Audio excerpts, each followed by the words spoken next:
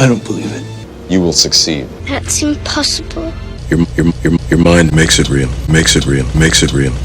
That's impossible. This is the Godfather of cinema, and thanks for joining me for my analysis of The Matrix, a 1999 science fiction action film written and directed by the Wachowskis and starring Keanu Reeves, Lawrence Fishburne, Carrie-Anne Moss, Hugo Weaving, and Joe Pantoliano.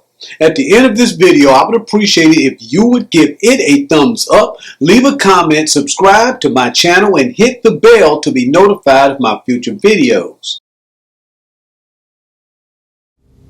You've been living in a dream world, Neo.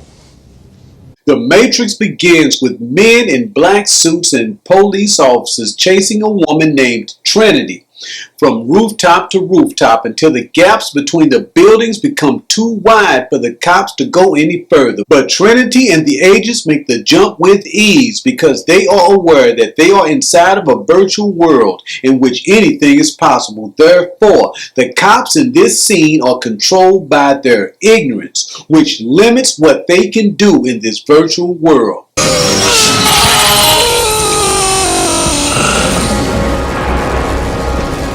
For in order for this virtual world to function, people have to be able to experience it with all of their senses. In other words, it has to seem real to them. In this world, a programmer named Neo believes that he is employed by one of the top software companies in the world, but in reality, he is dreaming and ignorant to the fact that he is a slave and that his life essence is helping to power a system that is controlled by artificial intelligence. And since nothing in this system is wasted, old, used up people are retired, liquefied and fed intravenously to the fresh, new people that are grown, brainwashed, and educated to conform to the system and to keep it oiled and running smoothly. Go get a job at fucking McDonald's! Which brings us back to Trinity in the rooftop chase scene. She gets away from the agents, but not before they run a trace to Neo, who will be Morpheus' next target. He sends a phone to Neo's job to warn him about the agents who are there for him. Morpheus guides Neo to an empty office to take the scaffold outside of the window to the roof, but when Neo sees the long drop to the streets below, he surrenders to the agents and the mechanism of control known as fear. You are a slave, Neo. We are born to conform, obey, taught how to see, how to hear, how to speak, and how to feel. We are taught how to think about the world, others, and ourselves. It starts with our parents, then our churches, our schools, our friends, magazines, television, social media. We are born asking questions, but as we grow older, we stop asking questions, daydreaming, and accept a reality that becomes hardwired into our minds, and we replace our programmers and become agents ourselves. Then we reproduce, spread, and track down the deviants in an endless cycle that brings us back to the Matrix. And Neo, like everyone else, he conforms to the system and its rules, However ridiculous. However, on a subconscious level, he can sense that something is wrong with the world. My computer, Which is why he is always late to his job, where his boss reminds him that he is not special and to be to work on time, his desk and tiny cubicle like everyone else. Neo's sense that something is wrong with the world is also why he is on his computer every night, hacking into the DMV to make the police take the boots off of his friends' cars. Because cops never question the system. That's impossible. Their computers and obey the rules without question, like everyone else. Neo does not believe that he is special.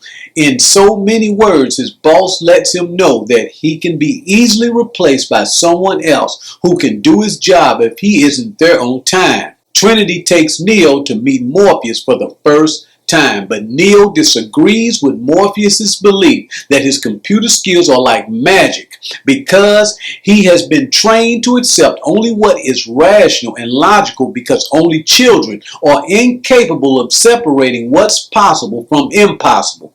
Morpheus offers Neo a red pill and a blue pill, the truth or to go back to his old life. Neo takes the red pill. When the Matrix was built, a man was born in it who could remake it at will.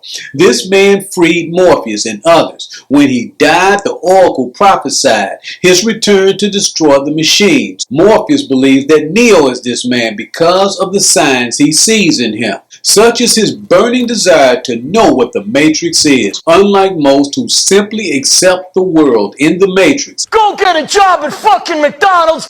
Neo could feel that something was wrong with his world, even though he could not see it, which is why he was always late for work from staying up at night on his computer searching for the answer to the question, what is the Matrix? But not everyone on the Nebuchadnezzar shares Morpheus's belief that Neo is the one because of his age, being that older minds often resist change and truth, oftentimes violently. Stay away from me. I don't believe it.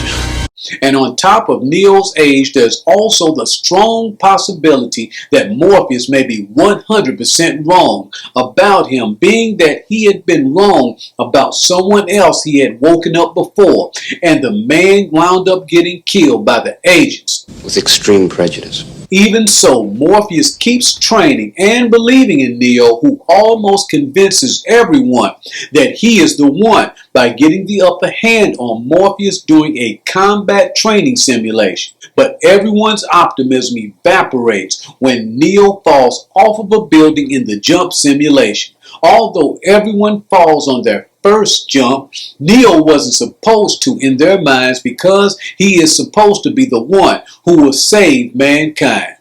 Fate is not without a sense of irony.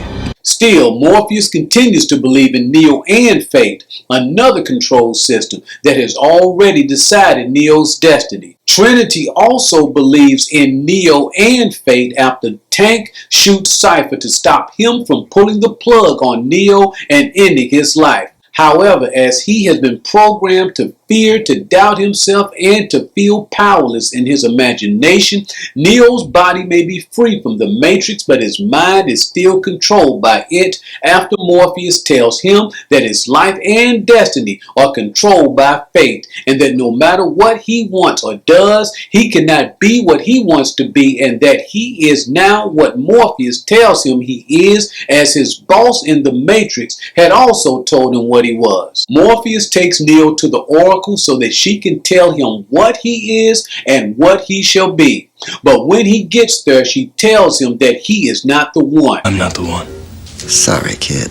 Because if she can tell him that he is, and he becomes so, he would be giving up his free will to choose to be so, as she programs him like a robot by telling him not to worry about breaking her base. It was no accident, because she knows that his mind is still in the Matrix. What base?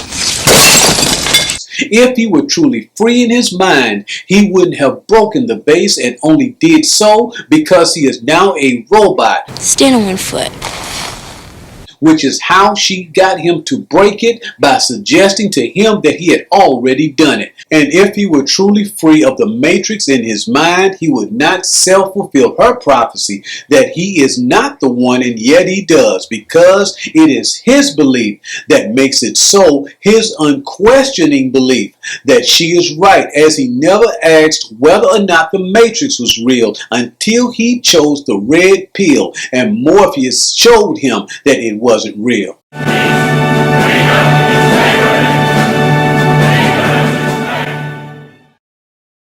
Neo believes that Morpheus beat him in the combat simulation because he is faster, even though nothing in the Matrix, muscle strength or speed, is real. You think that's air you're breathing now? In saying out loud that he could not defeat Morpheus, Neo has imposed upon himself his own limitation.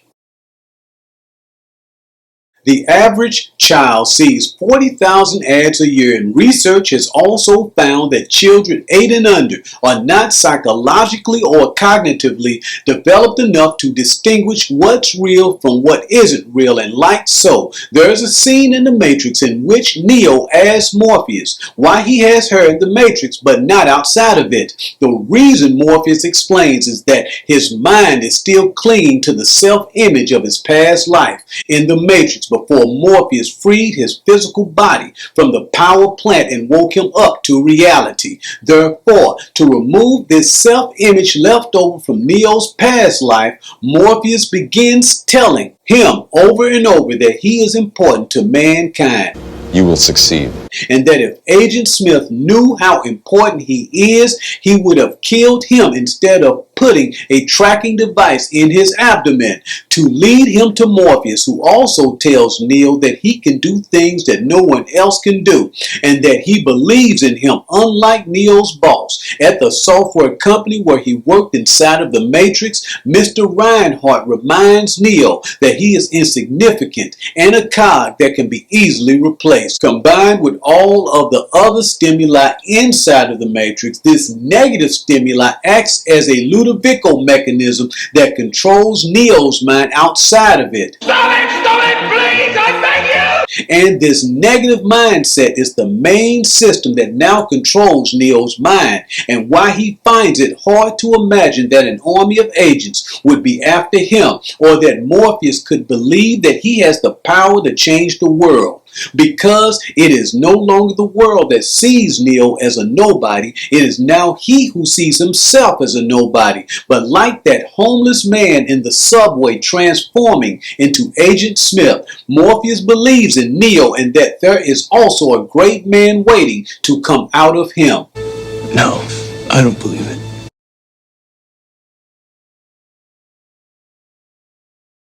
Again, the Matrix is a virtual reality simulation that is plugged directly into the brainstem, a false reality by which all of the senses are hacked simultaneously to trick the brain into believing that it is reality. And although Morpheus has unplugged and freed Neo's physical body, the reality of the Matrix still enslaves his mind outside of it. Your mind. Which is why Neo's busted lip in the real world reflects his belief that he busted it in the jump simulation, and why being killed in the Matrix could result in death in real life, because a man will always be exactly as he thinks of himself in his own mind. You will succeed. Which brings us to the notions of reality and truth. If there is such a thing as an absolute, then how can two people see the same thing differently? What is reality anyway? The answer does not come to Neo immediately.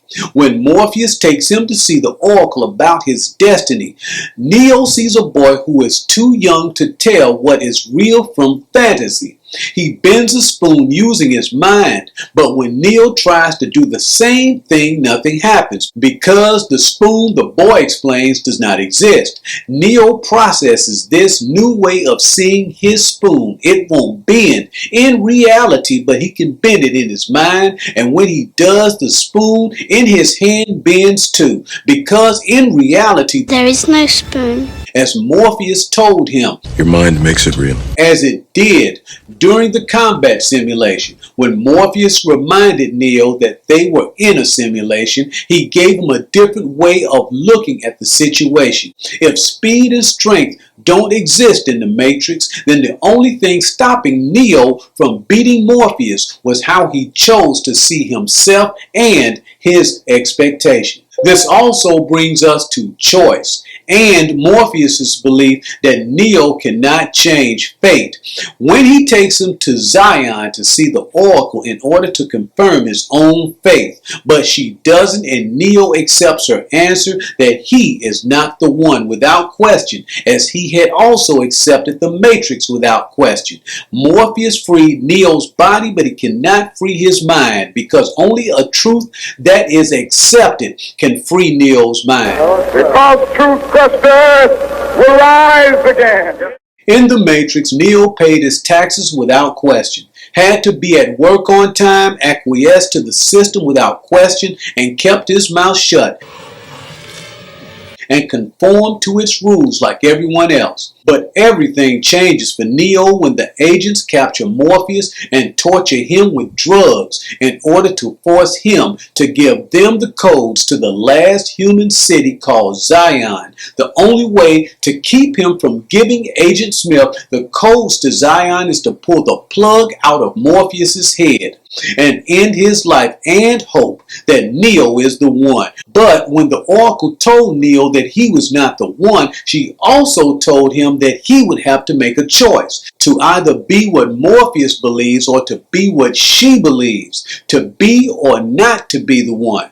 Neo makes his decision and goes back into the Matrix to save Morpheus, as Morpheus had saved him by showing him the truth. As it was Neo's choice that bent the spoon, he now knows for himself that how he sees anything, including himself, is his choice and no one else's to make. He can question the rules or break them. He is not a robot. Stand on one foot. And he has free will to either be or to not be the one. In reality begins when he chooses that freedom in his own mind. Again, I'd like to thank you for watching my analysis of the Wachowskis' 1999 science fiction action film, The Matrix. And if you like this video, I'd appreciate it if you would give it a thumbs up, subscribe to the Godfather of Cinema, and hit the bell to be notified of my future uploads. I will see you soon.